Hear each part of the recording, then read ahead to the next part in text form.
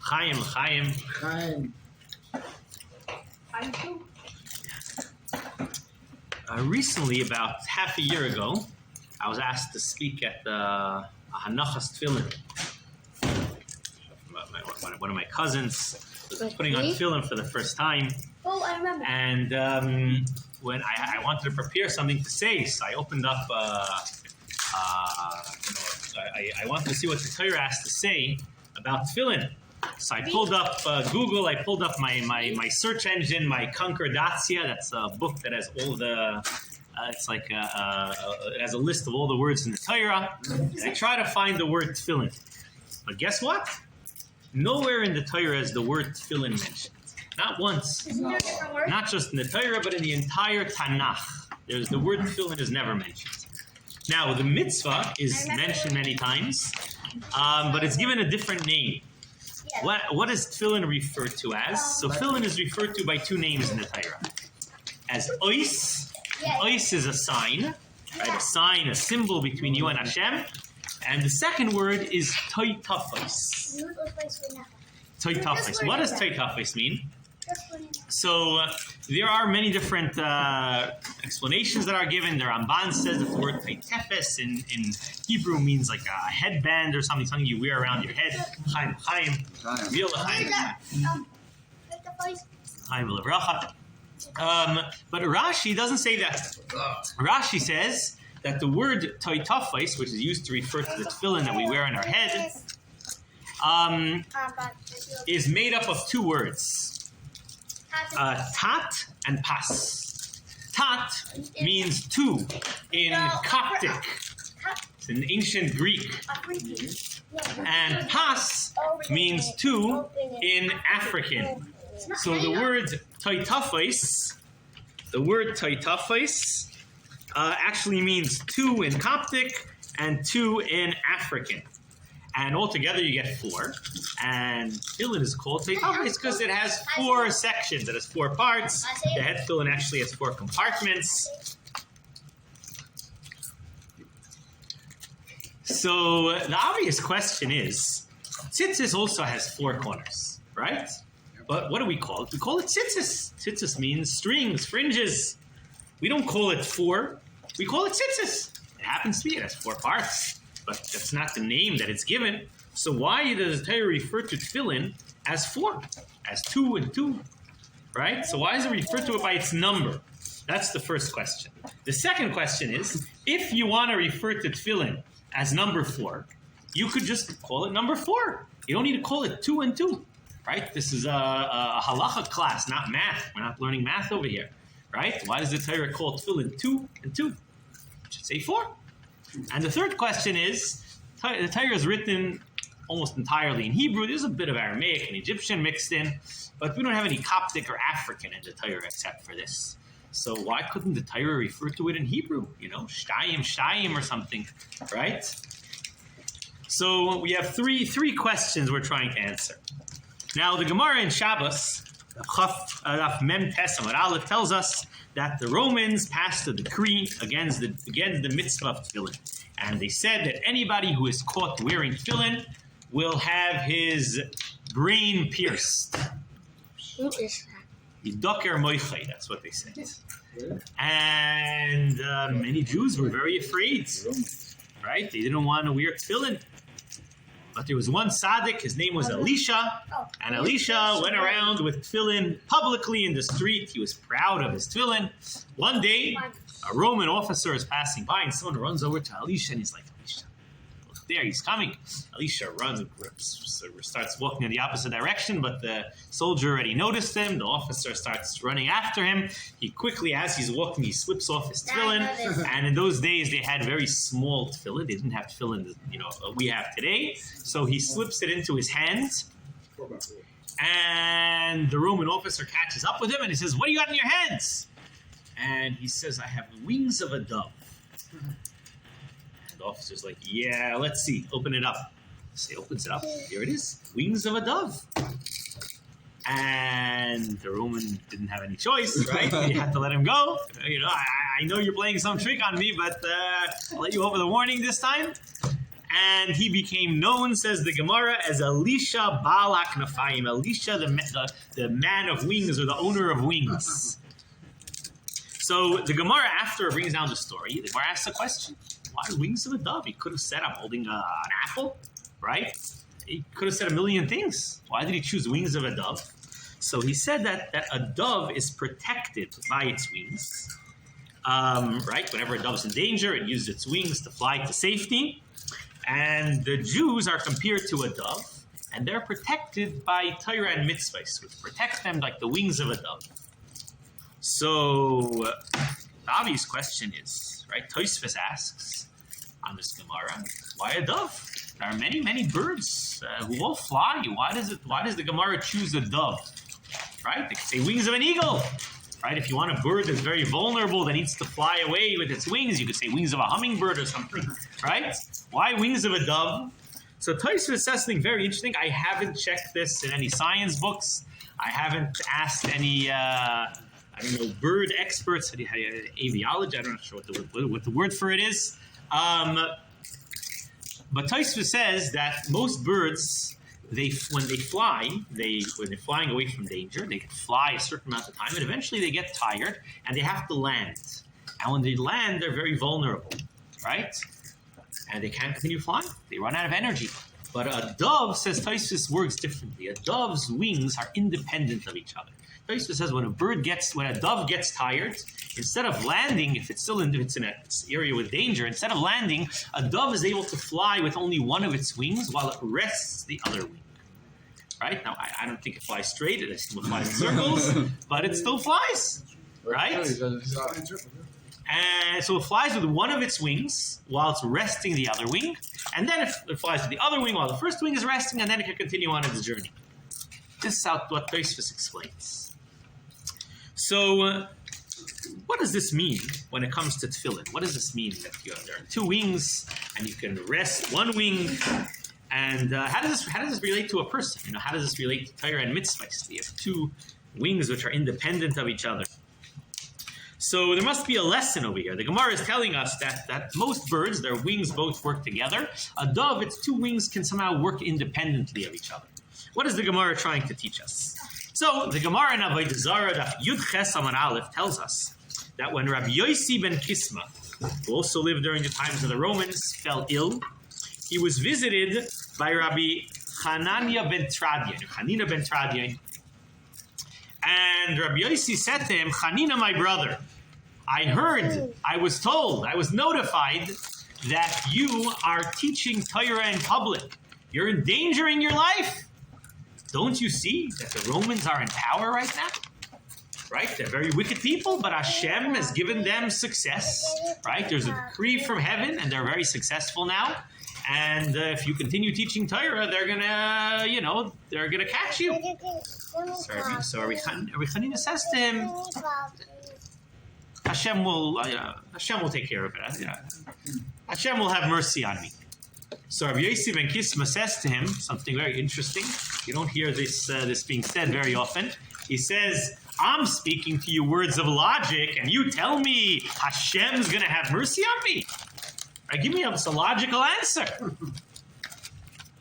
And Rabbi Hanina is quiet, and he says, if you continue teaching Torah, I'm telling you what's going to happen. The Romans are going to eventually catch you, and they're going to not just burn you, they're going to burn you together with the Torah. Rabbi Hanina says, okay, that's what Hashem wants. That's what's going to happen. But when I am burnt with the Torah, will I get a share in the world to come?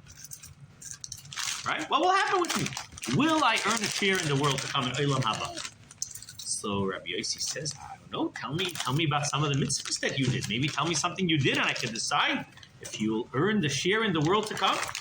So he says, I'll tell you. I am a Gabbai Tzedakah. I oversee the distribution of tzedakah, right? And, a couple of years ago on Purim, we collected a lot of tzedakah for the poor people.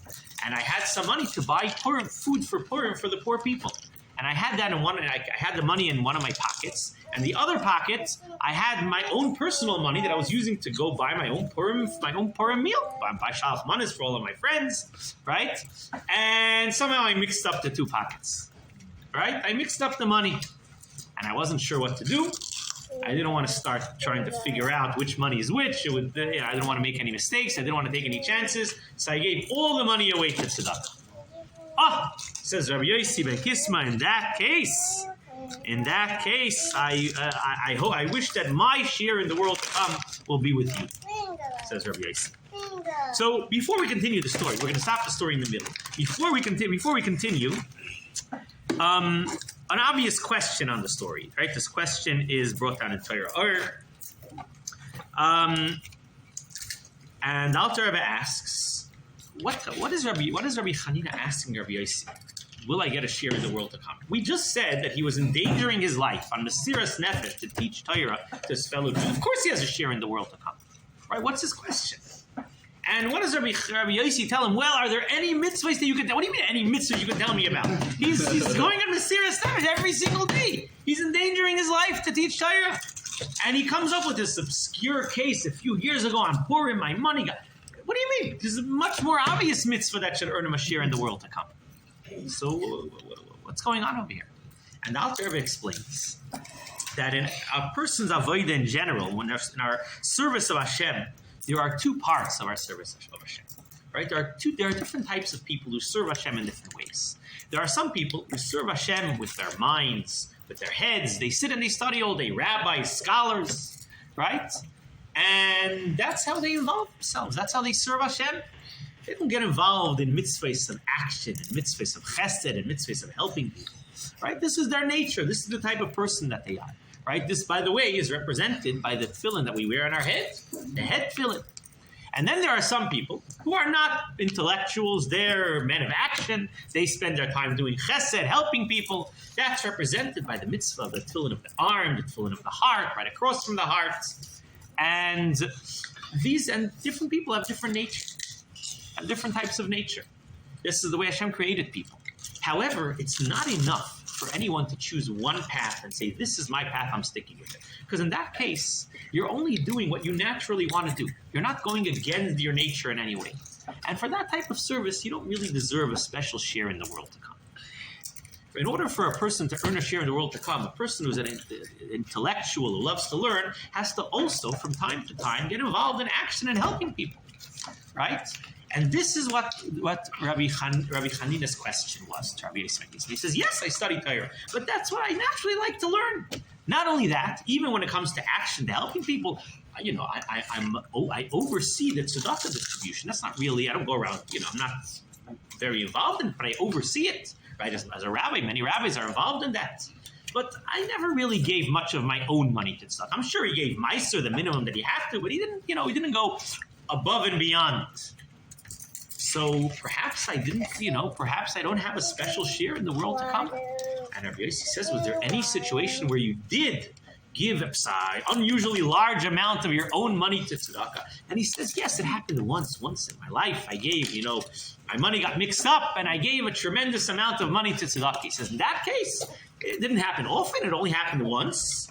But you're assured that you were able to go against your nature and serve Hashem in a path which is different from the way you naturally serve Hashem. And that's why you deserve a special share in the world to come. However, it only happened once, right? So let's continue our reading. What it means if it only happened once. So the Gemara continues. A few days later, Rabbi Yossi, who was very sick, passed away.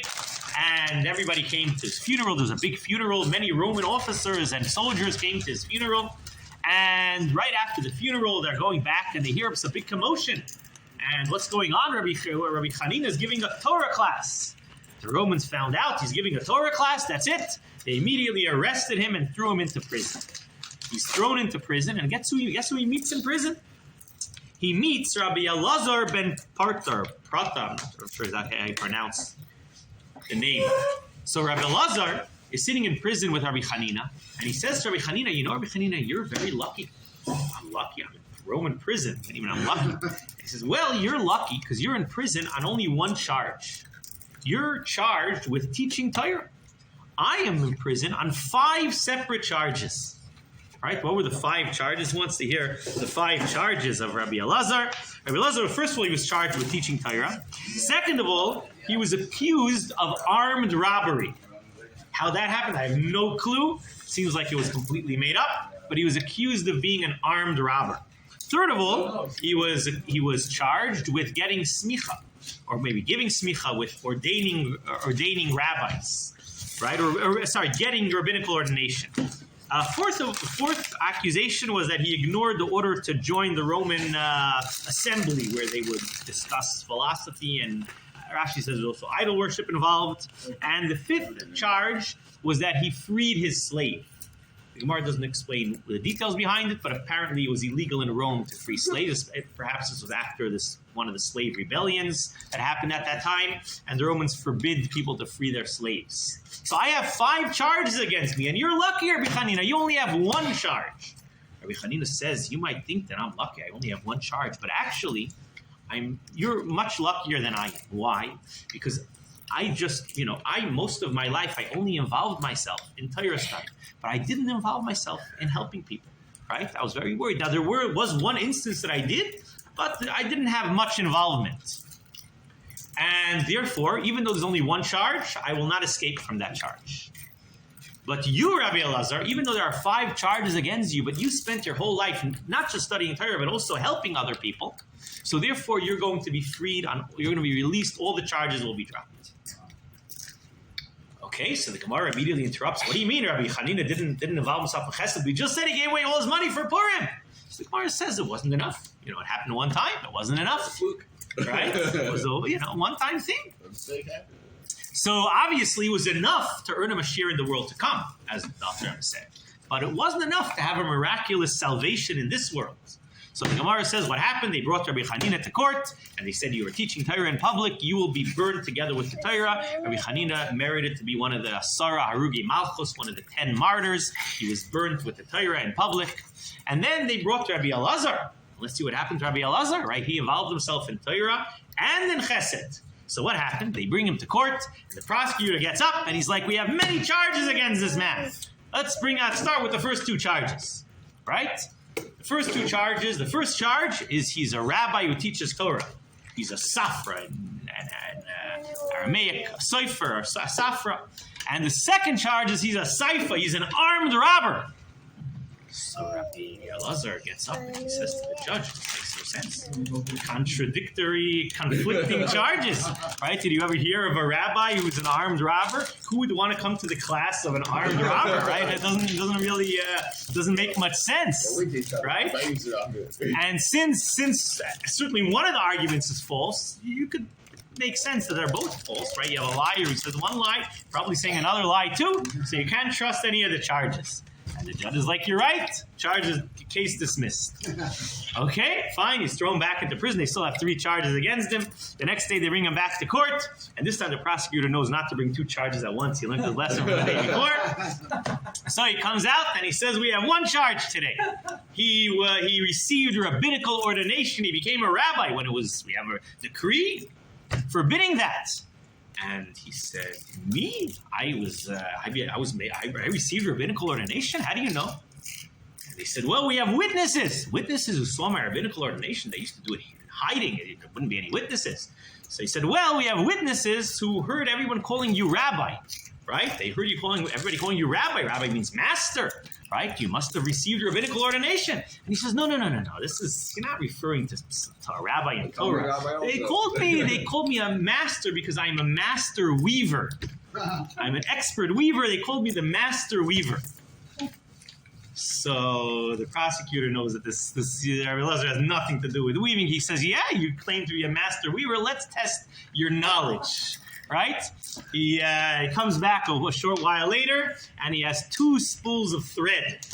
Right? He says, take a look at these 2 spools of thread. One of them is the warp thread. The warp thread is used, they set up the threads on whatever the loom, and then they have the woof thread. The woof thread passes back and forth. So the warp threads stay in one place, and the warp thread actually is woven between them. Let's see if you could identify which thread is which.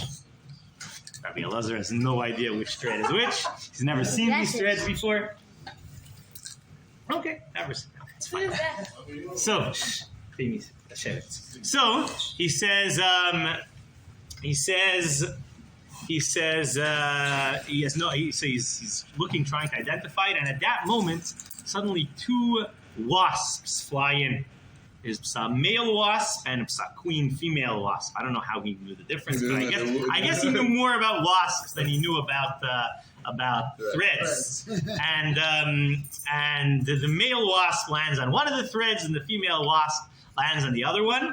And he says, the female wasp kind of stays at home, makes the house. It's like the warp thread that stays in one place. And the male wasp wanders around. That's the whoop thread. I can identify which one is which. Excellent. Wonderful. Okay. The judge says he's a master weaver. He's able to identify which thread is which. And he's free to go. The charge is dismissed. Right? 2 charges left. Right? They come the next day. Have another charge against him. Right? What's the next charge? The next charge is that he failed to join. He was supposed to come to the Roman assembly. They used to have some sort of assembly that everybody had to go to. And he didn't go. So Rabbi Elazar says, there's a reason why he didn't go. There are so many people who come to this assembly. And you see, I'm a very old man. And there's so many people running back and forth. It's dangerous. I was afraid I would be trampled. So the prosecutor starts to laugh. He's like, what? You were afraid of being trampled? This assembly has been going on for the last 50 years. No one has ever been trampled. Suddenly there's like a voice from the back. He's like, what are you talking about? This morning someone was just trampled. Some old man was just trampled at the assembly. Okay, if that's the case, charge dismissed. Fine. They bring out the next day. They come out. The next charge, Rabbi Elazar freed his slave. You have any proof? Yes, we have a witness calling, Licinius, whatever, the witness. Where is Licinius? Licinius is not around. Where is he? Where's Licinius? He was a couple of days ago. He was sent on some urgent mission to Rome or something. He was supposed to get back, but he hasn't come back. He's a little late. They're trying to find out where he was. It turns out Eliyahu Hanavi met him on the road and threw him like 400 Parshas off, 1,000 miles off the trail, and he didn't make it back in time. And by that time, the court case was over, and they had to dismiss all of the charges. So we see, why were the charges dismissed, right? What was the difference? As Rabbi Hanina said, what's the difference between the two cases? The difference was that Rabbi Elazar involved himself not just in Torah learning and not just in Chesed, but he was able to balance both of them. He was able to be involved in both of these two, so to speak, opposite services, opposite ways to serve Hashem. Right, and this is really one of the lessons, one of the messages behind Tefillin. Tefillin are unique amongst the mitzvahs. Right? In general, we have many mitzvahs, right? In general, there are some mitzvahs which are made up of... We don't have a lot of mitzvahs which are made up of a few... We have a few mitzvahs that are done together as one, so to speak. There are some mitzvahs which are made up of multiple parts, right? Like a lulav and esrog, right? There are 4 different types that you take. But that's really one mitzvah which is made up of 4 parts. But you don't have multiple mitzvahs that are somehow connected together. It doesn't usually happen. What? Tzitzis is one mitzvah. If you don't have one of these corners, you can't do any of them, right? Even some sacrifice, you have to bring 2 karbanos. Usually, if you're like the Yom Kippur, you bring 2 goats, right? But if you're missing one goat, you can't do the other. Tefillin is different. Tefillin, the hand tefillin and the head tefillin are 2 completely separate mitzvahs. If I only have the hand tefillin, I can put on the hand tefillin. If I only have the head tefillin, I can put on the head tefillin. It's okay. However, if you have both of them, the Torah says you have to put them on together. We learn out of the word v'hoyu that whenever your head tefillin is on your head, you also have to have the hand tefillin. Which means I can't say I'm just going to put on my head tefillin. I'm only going to sit and learn. No. Whenever you have the head tefillin on, there's a special directive from the Torah that you should also have the tefillin on your arm. Whenever you're involved in learning, you should also be a little involved to some extent, right, with mitzvahs of action. And this is a lesson for a person who's naturally an intellectual has to also be involved in mitzvahs of action. A person who's an action person also has to get involved in learning. And this is also why tefillin are compared to wings of a dove. We said most birds, their wings flap together. They can't do two independent things. You can't have bird can't fly with one wing and rest with the other. But Tosfos says that a dove is different. A dove's two wings operate independently of each other. It's able to fly with one wing and rest with the other, right? And that represents a person, right? A person who can do two different avodas at the same time. Now, obviously, it doesn't mean, and this is also, by the way, why the word for tefillin in the Torah is two. Tat and pas, two and two. Because it's telling you should never focus on just one path in your service of Hashem. You always have to look in both directions. You have to try to encompass both angles, both directions in your life. You have to be able to do two things which seem to be opposite of each other. And this, of course, doesn't mean that they both are equal, right? Every person, some people are more involved, are more intellectual, some people are more people of action. So it doesn't mean they should both be the same. But just like a dove, we said, doesn't use, right? One wing could be flying while the other wing could be resting. That's okay. But you have to always be ready to make the switch, right? You always have to be ready to switch to the other wing flying and the first wing resting, which means you always have to, a person who is involved in Torah study has to always be ready when the opportunity comes, when it's necessary to get involved in action and to help somebody out. When your money gets mixed up with the tzedakah money, you have to be ready to give away your own money for tzedakah. You have to be ready to do that action. A certain rich Torah scholar once came to Rav Zusha of Anipoli, my great uncle, and this rich Talmud Chacham was known as a great intellectual. He would sit and study all day, but he was not very into helping people, into giving tzedakah. He would give, the basic minimum, but he was known as a bit of a stingy person. He was never really involved in chesed. And when he came to Rav Zusha told him, "Let me tell you a story." Rav Zusha heard of his reputation. And he said there was once a very rich man who spent a great deal of money to buy himself a beautiful, fancy coat. Right, a beautiful coat. Looked like a royal coat, a royal garment. He put it on and he began walking through the streets of the town. And everybody was looking at this beautiful garment. And the whole street was looking at him. Everybody was looking at him with admiration. And it happened to be that on the same street, there was a poor person walking down the street. And he notices this rich man with the coat. And he sees everyone's looking at him. Everyone's admiring the beautiful coat. The poor man is very jealous. He says, "I got to get that coat. I got to get the coat." Now, he knows the coat is very expensive. So he decides he's going to start saving up money. Right? The next day, he goes a little hungry. He puts away a little small copper coin. The next day, another copper coin, and this goes on for a couple of years until he saves up enough money to buy this fancy, beautiful coat. So he goes out and he buys the expensive, beautiful coat, and he walks out of the store with a big smile on his face. He walks out into the street. He's expecting everybody to look at him, and everybody does look at him, but they all start laughing at him. And he turns to one of the people, and he's like, "What? When Yankel was wearing the coat, everybody was looking at it with respect. When I'm wearing it, they're laughing at me." And he says, "Yeah, when you wear this coat with torn shoes and your pants has patches on the bottom, so it kind of doesn't, it's a bit funny, right? If you have nice shoes and nice pants, then this coat is a good way to top it all off."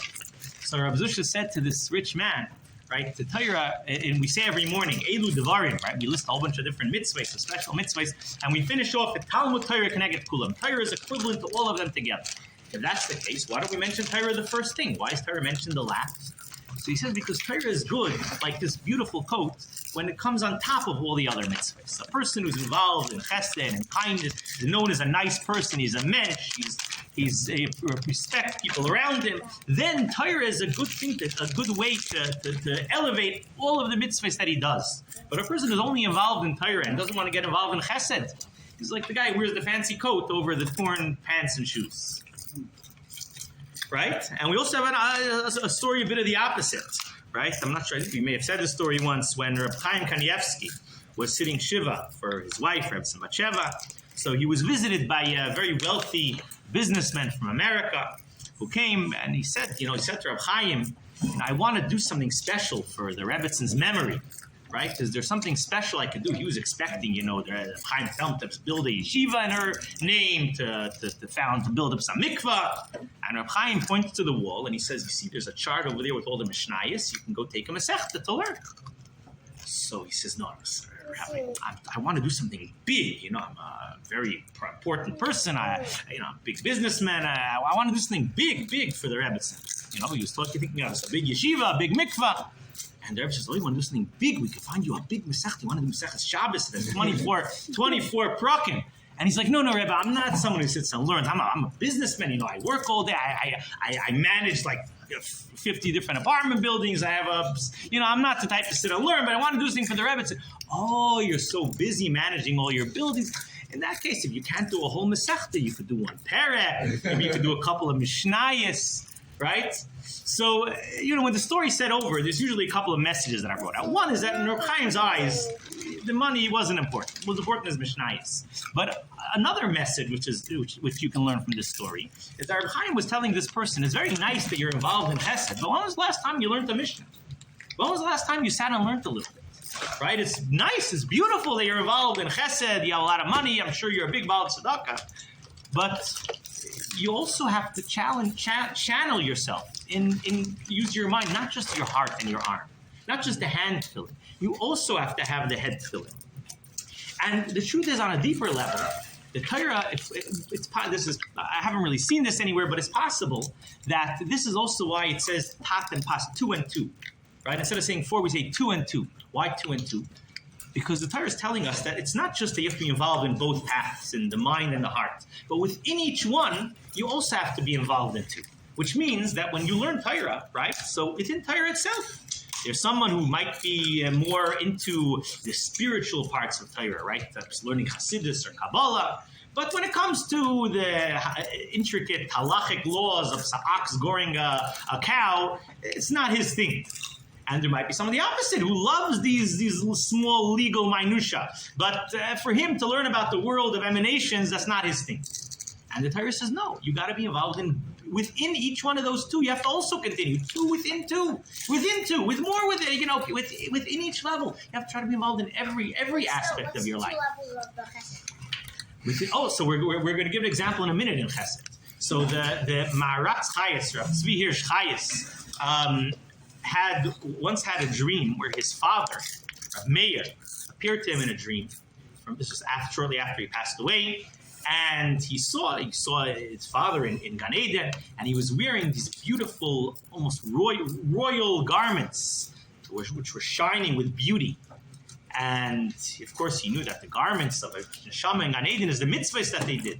But he looks at his father, and he's surprised to see that his father is walking around barefoot. And he says to his father, you have such beautiful garments, but you're barefoot. What's going on? So his father says to him that throughout my life, I did many, many mitzvahs. He was a rich banker, and he also spent a lot of time learning. And my whole body was involved in doing mitzvahs. The only part of my body that was not involved in doing mitzvahs was my feet. I did a lot of chesed, but everybody came to me. I had long lines outside of my door of people coming to ask me for a donation. But I never went outside my house to look for people to help. So I never used my feet to do mitzvahs. So that's why when I come up here, I have garments for my whole body except for my feet. So Tzvi says to his father, what can I do? How can I help you out? I don't want you to walk around Gan Eden barefoot. So he says, well, if you spend your time in for my memory, if you spend your time going around to help people, then you can get me shoes. So Tzvi went around collecting tzedakah and helping people. So the truth is, it's, of course, every person, we're human. We can't focus on every aspect of our body, on every aspect of the Torah. There are 613 mitzvahs. So we're not expected to prioritize every single mitzvah. Every person has certain mitzvahs which they prioritize, but we cannot forget about the other 612 mitzvahs, right? We have to be able to focus on things which are out of our comfort zone, right? And a person, this is difficult for a person, right? A person can make the argument that this is not my field. This is not my expertise. This is very out of my comfort zone, right? In the words of Shakespeare, this is Greek to me. So the Torah comes along and says, this is Greek to you. Tat bekatvi shtayim. Tat is 2 in Greek. Right?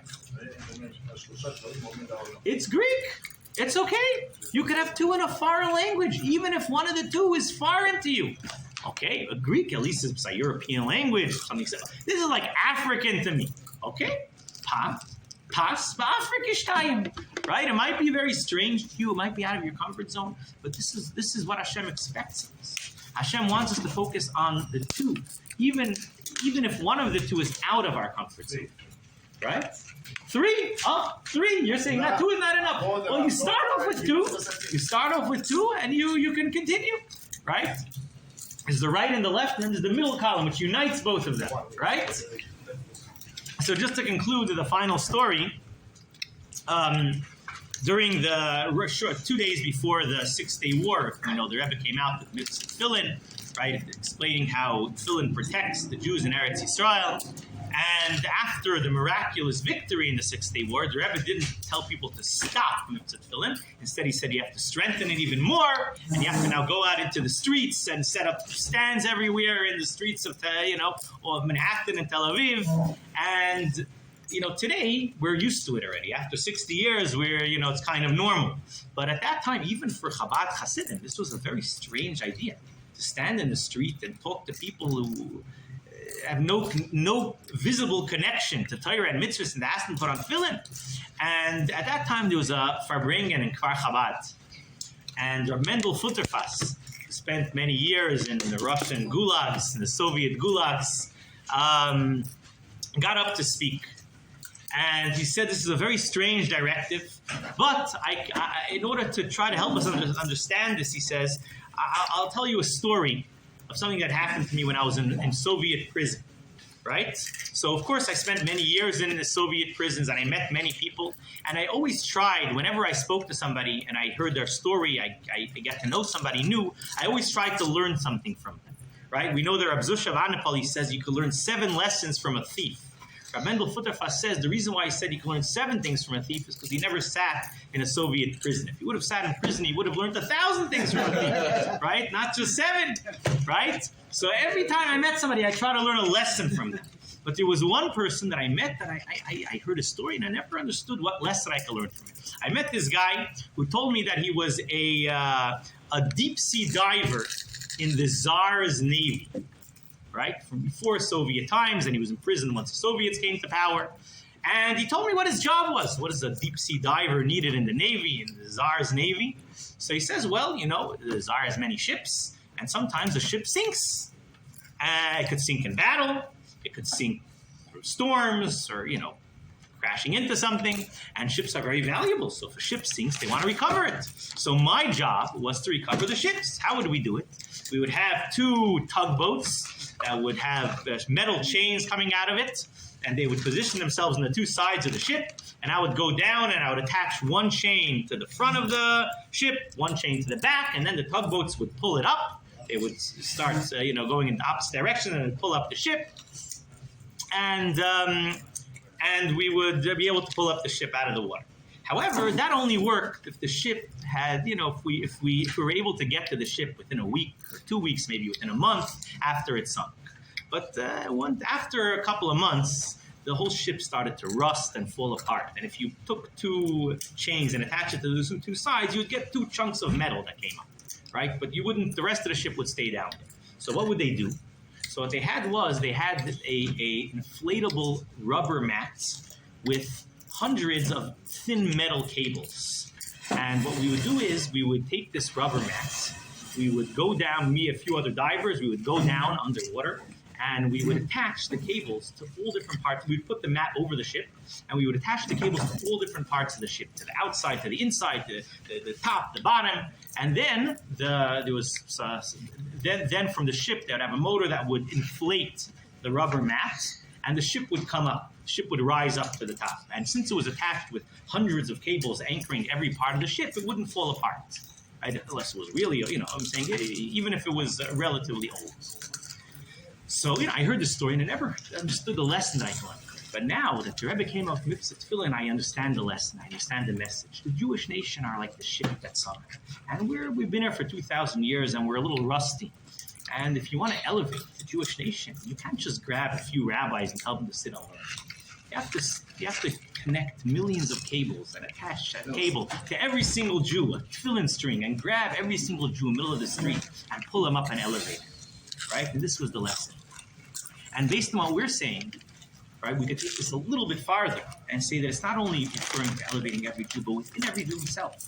We attach cables to the person's head, to the person's arms. We want to try to elevate every part of the person. It's not enough to just pull up one part, right? We have to elevate every aspect of ourselves, of our lives, of our family, of our entire nation. And may the merit of Tefillin continue protecting the Yidden in Eretz Yisrael today. The time. Thank you.